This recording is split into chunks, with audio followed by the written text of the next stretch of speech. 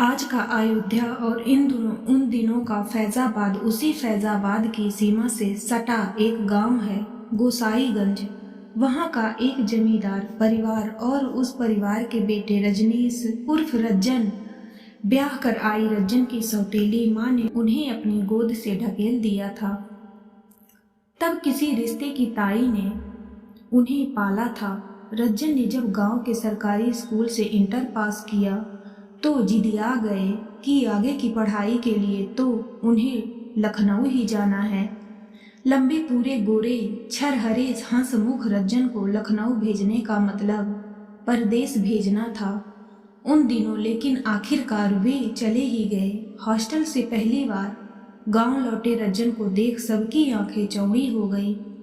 बिल्कुल अमिताभ बच्चन स्टाइल का bell bottom, छींटदार कमीज और कानों तक लंबे बाल, पूरा हुलिया ही बदल गया था उनका। मिनट मिनट पर कंघी से अपने बालों का फुग्गा संवारते रज्जन अपने बराबर के लड़कों के बीच ईर्ष्या का विषय बन गए थे। एक बार होली के फागुनी मौसम में लखनऊ से उनके साथ एक सुकन्या भी गांव चली आई। तर्क था कि उसे गांव देखना है। रंग वाली होली के दिन जीनत अमान सरीखी दिखने वाली वो बाला जब सज्जन रज्जन के साथ खैके पान बनारस वाला पर गाने पर नाची तो गांव के बुजुर्ग का पारा हाई हो गया। लेकिन रसिक रसिया और शौकीन होते जा रहे रज्जन पर इसका कुछ असर नहीं था। जल्द ही घर वाले उनके ब्याह के लिए सोचने लगे। कहीं जात कुजात लड़की घर में लेता आया तो बिरादरी में नाक ही कट जाएगी, भले ही बीए पूरा हो या ना हो। जब रिश्ता पक्का हुआ तब रज्जन ने छूटने के बड़े दाव पेच लगाए, लेकिन ऐसी घेराबंदी की गई कि उन्हें हामी भरनी ही पड़ी। वो लड़की देखना चाहते थे लेकिन वो भी संभव ना हुआ। फिलहाल निश्चित तिथि आने पर सिर पर मार और कमर में कटार बांधे सूट बूट में सजे धजे रज्जन दूल्हा बने बारात लेकर चल दिए। जयमाल से फेरों तक, फेरों से विदाई तक रज्जन का मुंह उतरा ही रहा। फिर जब विदा के बाद दुल्हन को लेकर रज्जन घर आए तो उनकी दुल्हन सुरीली घर की डेहरी के दरवाजे में फंस कर रह गई।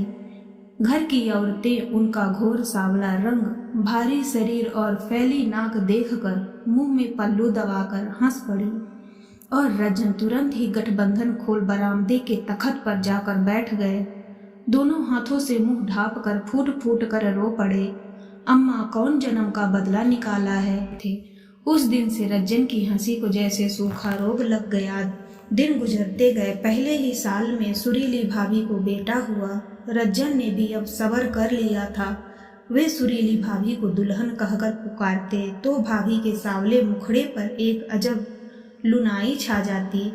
फिर तो हर बरस सुरीली भाभी की गोद हरी भरी होती रही और धीरे धीरे 7 साल में 5 बच्चे हुए तो सुरीली भाभी का सुरीला स्वर कर्कश होने लगा।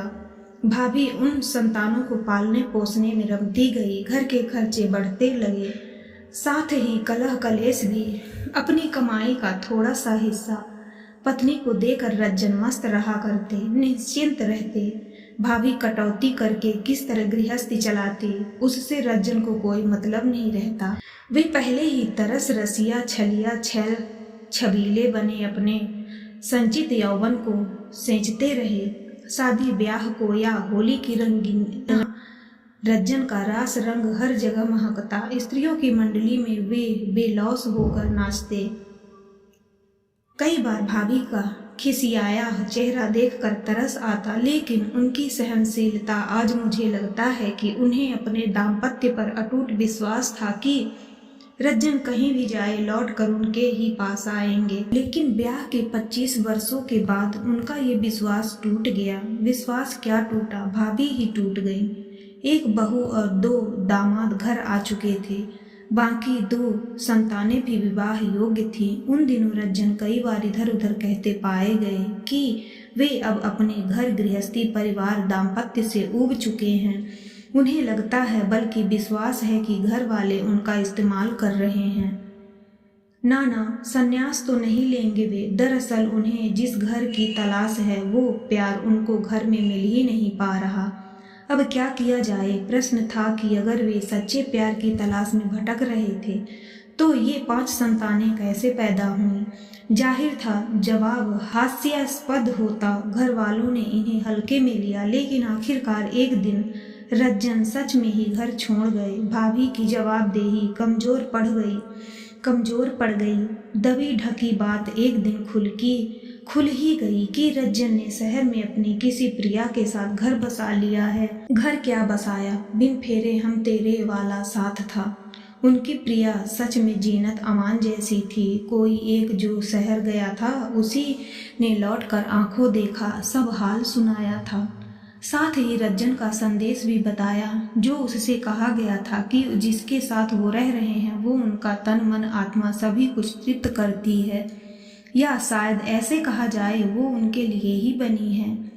अपनी उस प्रिया में उन्हें सारे रिश्ते मिल गए हैं, इसलिए अब वापस लौटने का उनका कोई इरादा नहीं। बिरादरी की भीड़ में से कोई बोल पड़ा, बुढ़ा सठिया गया है। बड़ी बदनामी हो रही थी। भाभी का उतरा चेहरा और भी उतरता चला गया, लेकिन हर पल बच्चों की समस्याओं से जूझती गृहस्थी की गाड़ी अकेले ही खींचती रही। बूढ़े सास ससुर के ताने सुनकर भी उनकी सेवा टहल करती रही। माँ बाप के अंत समय में भी रज्जन नहीं आए। छोटे से कस्बे में लोगों के ताने उपहास सुनकर पहले तो भाभी विचलित होती थी, फिर धीरे धीरे पत्थर हो गई। सुहाग बिना तो सब कुछ सोना होता है। औरत का बच्चे अपनी दुनिया में रमते गए और घुलते घुलते भाभी एक दिन खटिया से लग गई। बीते दिनों को याद करते भाभी की आंखों के कोरों से लगातार आंसू बहते रहते। नजर धुंधला गई। कोई खाना खिला देता तो एकाध कौर खा लेती, वरना चुप पड़ी रहती। धीरे धीरे 10 बरस बीत गए। इस बीच कितनी सर्दियां चली गईं, कितने बसंत विदा हो गए। अनगिनत ग्रीष्म भी तेज धूप से जमीन आसमान तपते रहे। नहीं लौटे तो रज्जन। भाभी की अंतहीन प्रतीक्षा। फिर एक दिन गांव में शोर मचा, रज्जन लौट आए हैं, रज्जन लौट आए हैं। आंखों में अजीब सा सूनापन, बेहद धीमी चाल, बालों में गुजरे समय की सफेदी, त्वचा पर उम्र का असर। रज्जन लौटे, बूढ़े, बीमार, पराजित, टूटे झुके खुले दरवाजे से सिर झुकाए भीतर घुसे। ये वही दरवाजा था जिसमें बरसों पहले सुरीली भाभी फंसकर रह गई थी।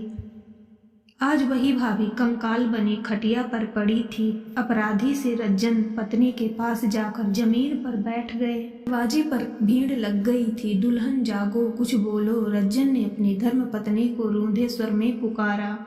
भाभी की मुंदी पलकें फड़फड़ाईं, जैसे उनके शरीर में झुरझुरी दौड़ गई। उन्होंने बरसों बाद लौटे पति को देखा।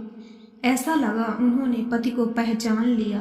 आंखें खुली और अधर कुछ कहने को खुले, फिर खुले ही रह गए।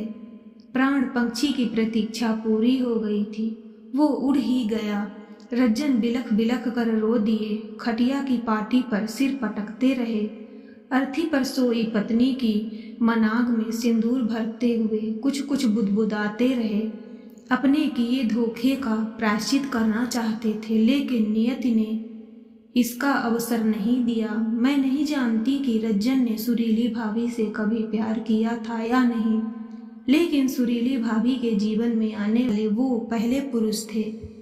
उन्होंने अपना सर्वस्व समर्पित किया था। पति को शायद इस बात का एहसास रज्जन को जीवन की संध्या वेला में हो पाया था, लेकिन जब हुआ तब बहुत देर हो चुकी थी। तब से रज्जन उसी खटिया की पाटी पर सिर टिकाए बैठे रोते रहते थे। ये सब ने देखा था। बहुत ही जल्दी एक दिन वे उसी मुद्रा में मृत पाए गए। मुझे लगा था कि रज्जन की प्रेम कहानी का बस यही अंत हो गया है, लेकिन नहीं, अभी कुछ शेष रह गया था। जल्दी ही किसी काम से शहर जाना हुआ था मेरा। तभी याद आई अनिका। बस यूं ही उससे मिलने को जी चाहा, जबकि अरसे से हम दोनों संपर्क में नहीं थे। एक समय वो था जब कॉलेज में हम बेस्ट फ्रेंड हुआ करते थे। उसी मोह से खिंची मैं उसके घर चली गई। कोई तो होगा वहां सोचा, लेकिन जिसने दरवाजा खोला वो अनिका ही थी। मैं चौंक गई उसे देखकर।